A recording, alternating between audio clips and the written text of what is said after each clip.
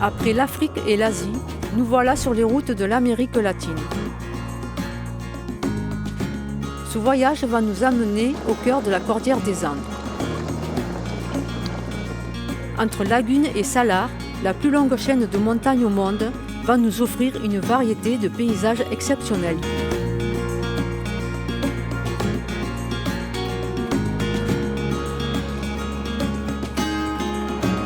C'est de Cordoba, à 700 km de Buenos Aires, que nous donnons nos premiers coups de pédale.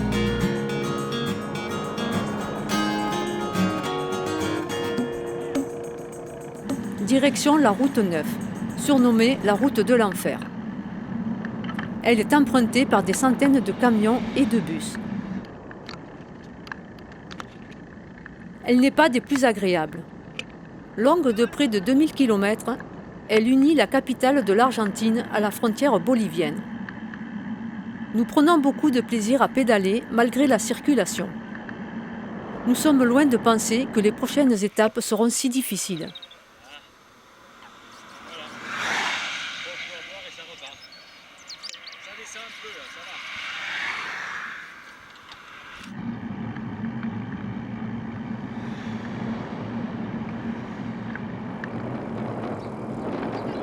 Vers 16 heures, nous demandons l'hospitalité.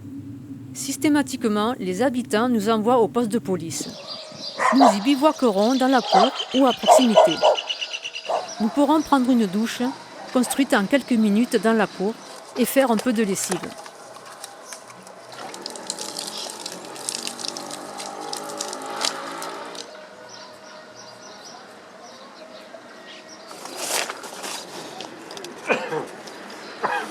On lave un petit peu parce qu'il y a beaucoup de poussière aujourd'hui, donc on a eu beaucoup de vent.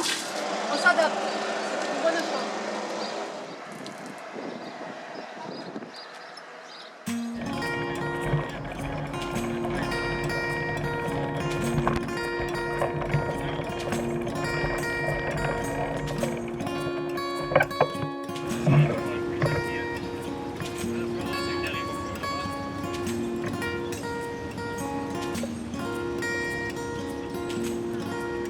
On va commencer à attaquer la cordillère.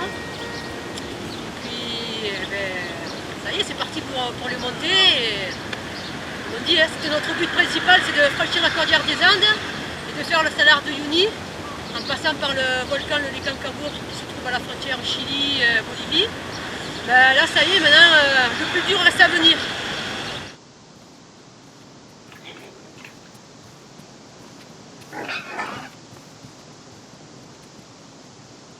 Ce soir, José, éleveur de cochons, nous invite à passer la nuit chez lui.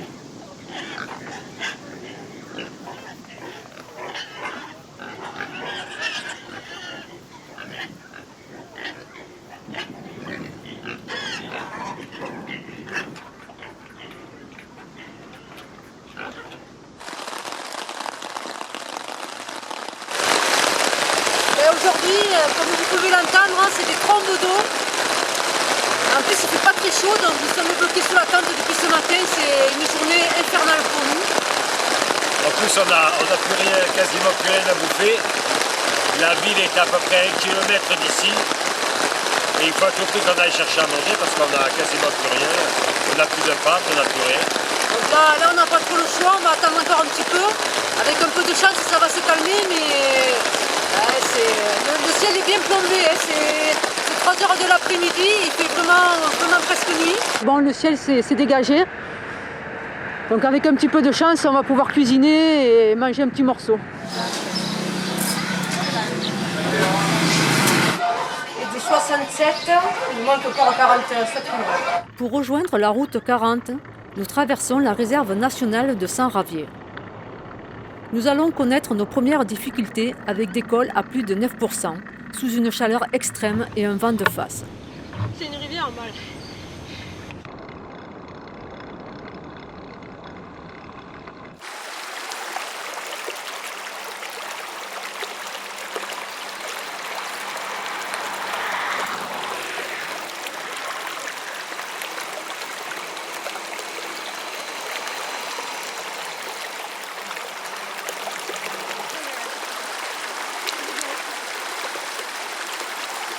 Alors je vais quand même la filmer en gros plan, bouge pas Florence, parce que pour une fois qu'elle est superbement bien coiffée. C'est chez Martin que nous arrivons, épuisés et déshydratés. Alors, ce soir, nous allons passer la nuit dans un refuge de chasseurs. Ils nous ont agréablement accueillis. Nous étions fatigués, nous avons eu une étape très très dure. Aujourd'hui, il a fait plus de 40 degrés. Nous étions vraiment fatigués, il n'y a eu que des montées. On a fait pratiquement 25 km de montée à des pourcentages vraiment énormes. On a été obligé de pousser les vélos à plusieurs reprises parce qu'on n'arrive plus à pédaler. Donc là, ce soir, nous espérons passer une bonne nuit pour pouvoir mieux repartir demain. Ok. Oui, ok, no problem. Thank you. Muchas gracias. Et la Cordillère des Andes est en train de nous couper les pattes. Aujourd'hui, on a puisé dans nos réserves physiques. J'avoue qu'à un moment donné, on avait le moral dans les chaussettes, enfin dans les chaussettes, au fond des orteils plutôt, parce que les chaussettes, on n'en avait pas. Donc là, ce soir, on va manger et puis faire un gros dodo. Nous repartons au petit matin, les jambes lourdes mais motivées. Le vent, la chaleur et les dénivelés positifs auront raison de nous.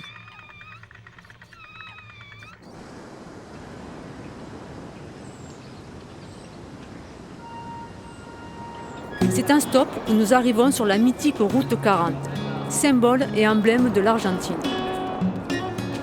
Elle traverse le pays du nord au sud sur environ 5000 km. Les cyclos du monde entier viennent la défier.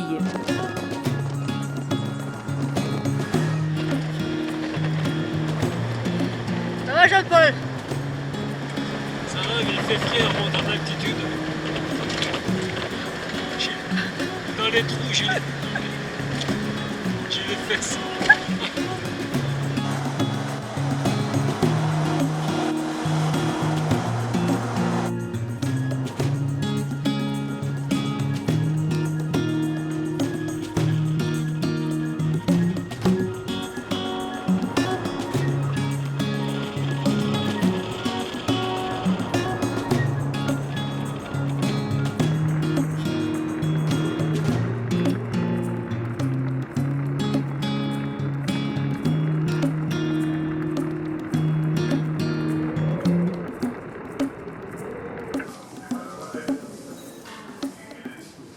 Alors là, on vient de s'arrêter dans un petit restaurant de bord de route. On avait faim et comme il fait très très chaud, on s'est dit plutôt que de manger en plein soleil avec le réchaud, on va se faire un petit plaisir, donc petit plaisir de la vie. Même les baroudeurs comme nous, de temps en temps, on a besoin de manger une bonne milanaise. Tradition argentine, on va se faire après-demain une bonne journée de repos pour pouvoir récupérer, faire un petit peu de mécanique parce que les vélos ont souffert. La route a été un petit peu en très mauvais état, beaucoup de poussière, donc la chaîne est un peu sèche, donc on va faire un petit peu de mécanique, repos, une grosse journée de repos et on repartira après vraiment pour attaquer la Cordillère, vraiment là de plein pied.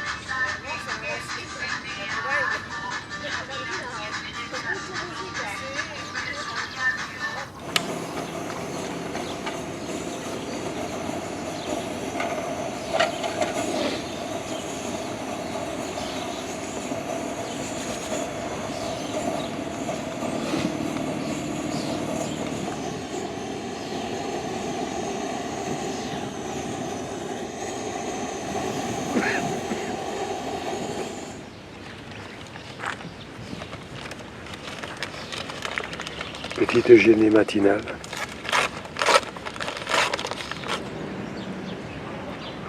Alors Florence, raconte-moi cette nuit.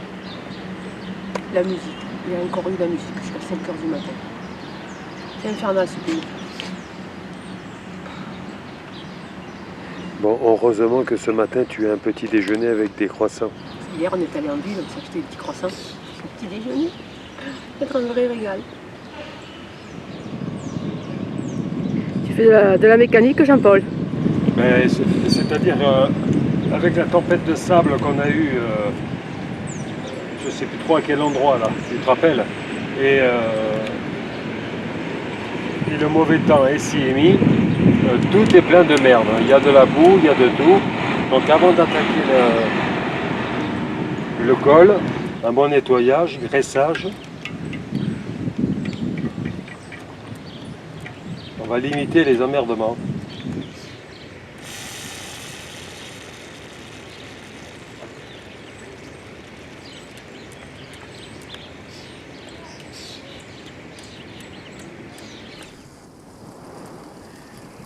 Nous voilà repartis pour une nouvelle journée de vélo dans l'immensité de la vallée de Lerma. Direction San Pedro de Atacama, au Chili, par le Paseo Jama.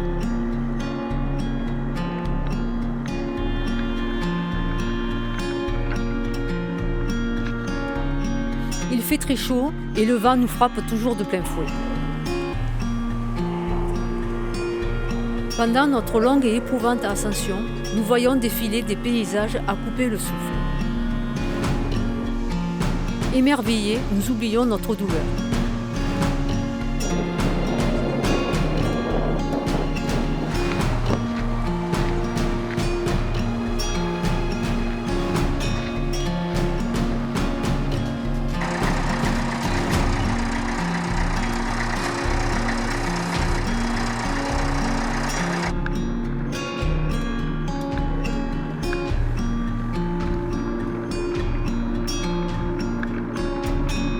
Les habitants de la vallée sont plutôt réservés.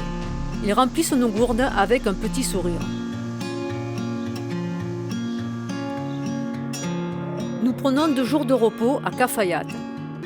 La petite ville est connue pour son vin blanc Torrontés et son vin rouge Malbec. Nous en profitons pour faire de la mécanique et visiter une bodega. ¿Qué tal? Buenos días, bienvenidas acá a nuestra bodega Domingo Hermanos. Mi nombre es Roxana. La bodega Domingo Hermanos tiene 40 años. Es una bodega 100% familiar. Dueños nacidos y criados aquí, en Cafayate. Tienen 250 hectáreas en producción, distribuidas en todo el valle. Aquí en Cafayate estamos a 1700 metros sobre el nivel del mar que tenemos los viñedos. Ahí más que nada trabajamos con uvas blancas, torrontés y tintas de mesa. La planta nos va a dar cantidad de uva, es para elaborar vinos jóvenes, vinos del año. ¿Sí? Tenemos los viñedos en Quebrada de la Flecha, caminos hacia Cachi, pero ahí ya los viñedos están a 2200 metros sobre el nivel del mar. Y en Yacochulla, que está de acá a 7 kilómetros, los viñedos están a 2000 metros. En altura solamente trabajamos con uvas tintas, uva Malbec, Cabernet Sauvignon y Tannat. A mayor altura, la uva sufre las temperaturas de día y de noche. Sí. Eso favorece que nuestros vinos tengan buen grado alcohólico, color, cuerpo y aroma. Por eso no es necesario añejar acá mucho alcohol. 3,5 millones de litros al año. De los 3,5 millones de litros, 220.000 litros vinos de altura. De los 220.000 litros, un 30% exportamos.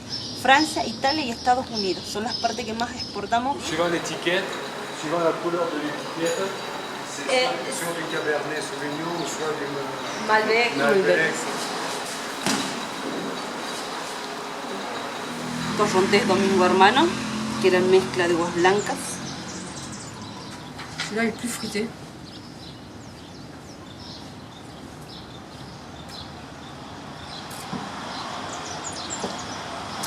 Pesita. Muy bien. Comme tout le fromage, c'est formidable. Top. La diferencia en altitud. L'altitude. Malbec Domingo Hermano, el Malbec de acá de 1700 metros. ¿Sí? Finca Domingo Malbec, el Malbec de 2000 metros, cosecha 2013, es este Malbec. Malbec Domingo Molina, Malbec de 2200 metros, 6 meses de estacionamiento en barrica de roble francés, cosechado 2012 es este Malbec. ¿Sí? Entonces, Malbec 1700, 2000 y 2200 metros, 6 meses en barrica de roble francés. Y este es Malbec cosechado 2013. ¿Sí? Para que ustedes mismos puedan notar su diferencia en altitud. Celui-là m'a l'air un peu plus épais. Donc là, on est à 2000 mètres.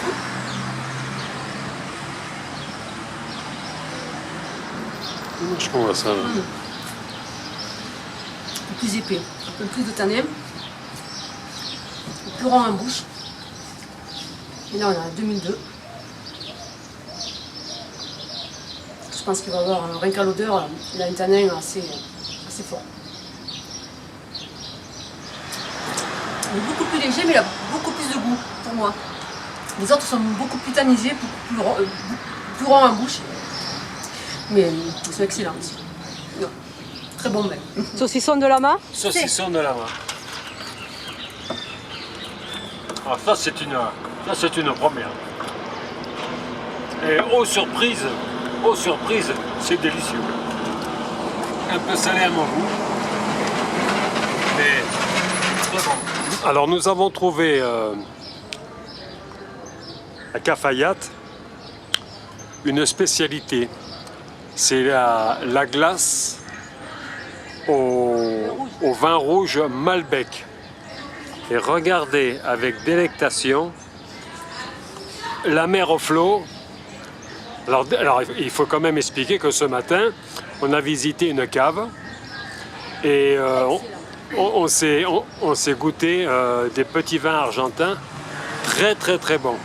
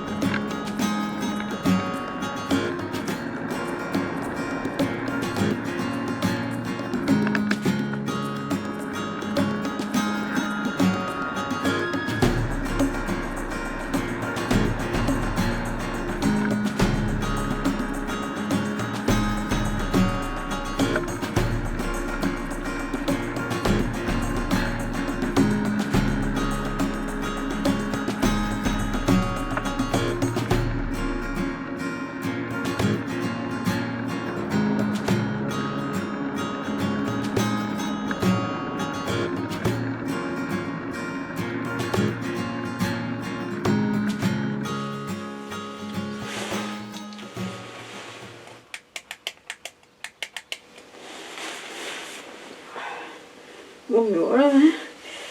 Oh, ça caille ce matin. Wow.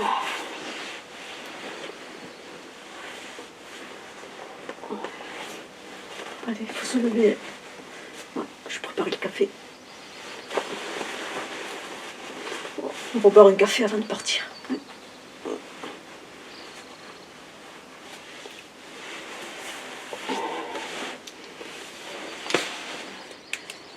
Grande journée pour nous aujourd'hui.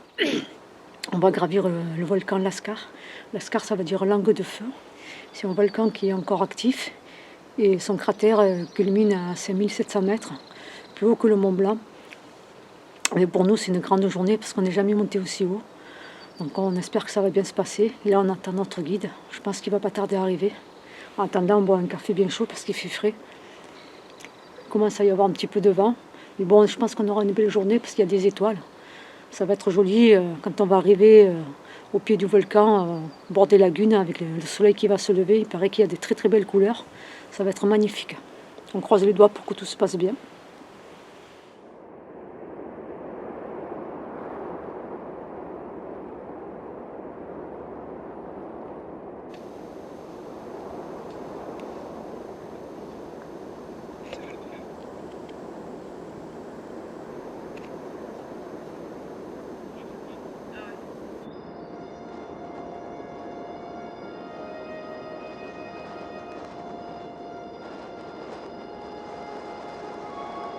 télévision. TV.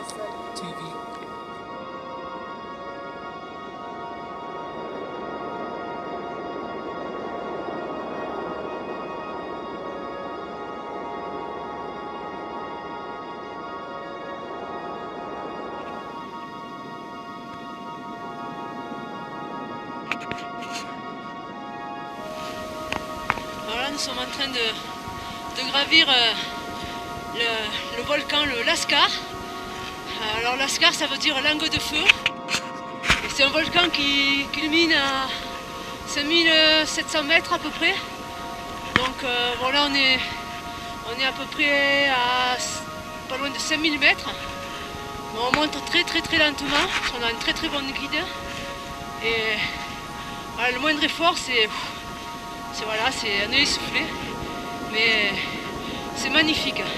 Pour l'instant il fait pas froid, donc on espère qu'on n'aura pas plus froid une fois qu'on sera sur le cratère. Alors c'est un volcan qui est encore en activité, mais on espère qu'on pourra aller jusqu'au cratère pour pouvoir voir les fumerolles. Parce que ce matin on voyait la fumée s'échapper. Donc bon, le guide nous a dit que c'était pas trop prudent d'aller jusqu'au bout, mais il va nous y amener. On va rester quelques minutes histoire de prendre des photos. Puis la suite plus tard. Bisous. Nous l'avons imaginé depuis longtemps. Aujourd'hui, nous y sommes. Nous attaquons l'ascension du volcan Lascar, qui culmine à 5650 mètres d'altitude. Départ tranquille pour plusieurs heures avec Juan Paolo, notre guide, et Maria, bolivienne en vacances.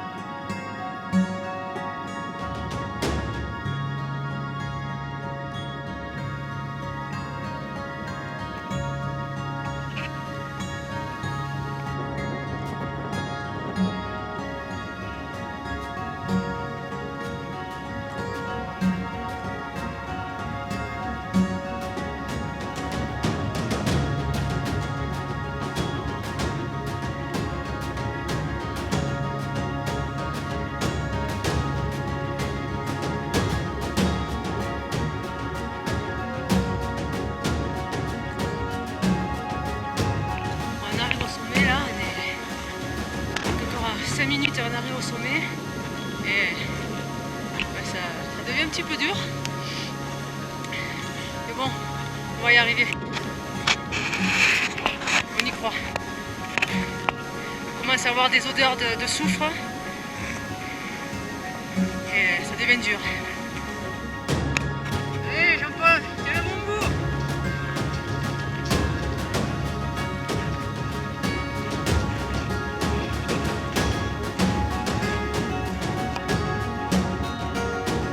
On l'a fait. Oh que c'est magnifique.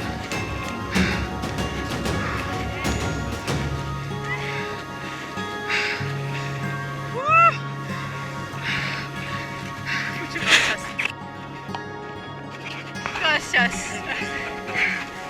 On l'a fait. On est au volcan, ouais. Regardez-moi ça. Sur le cratère du volcan Lascar à 5550 mètres.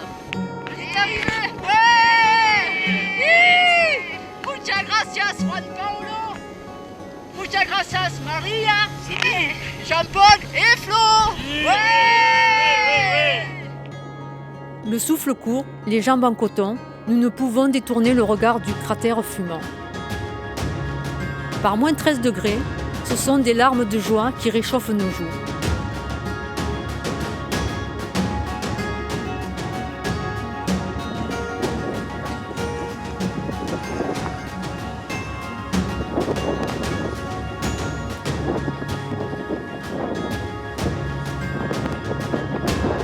Le cœur serré, après un arrêt trop court sur le toit du monde, nous redescendons chercher un peu d'air et de chaleur.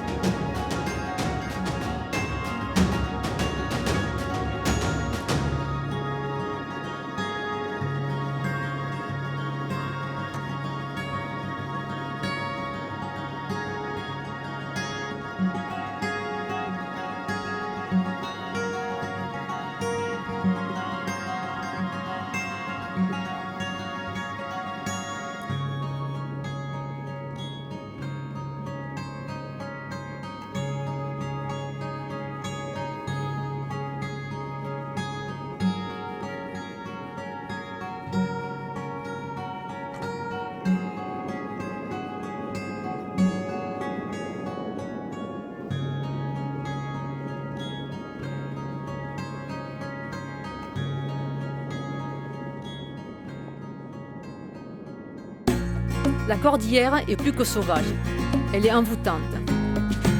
Le plus grand défi n'est pas tant physique que psychologique. La promiscuité constante, l'absence d'espace privé fait que nous étouffons par moments. La tolérance et la remise en question sont indispensables. Il nous faut maintenir une direction commune, se confronter ensemble aux difficultés, car derrière chacune d'elles se cache un souvenir indélébile. Les rencontres, les échanges et les paysages nous donnent la force d'avancer.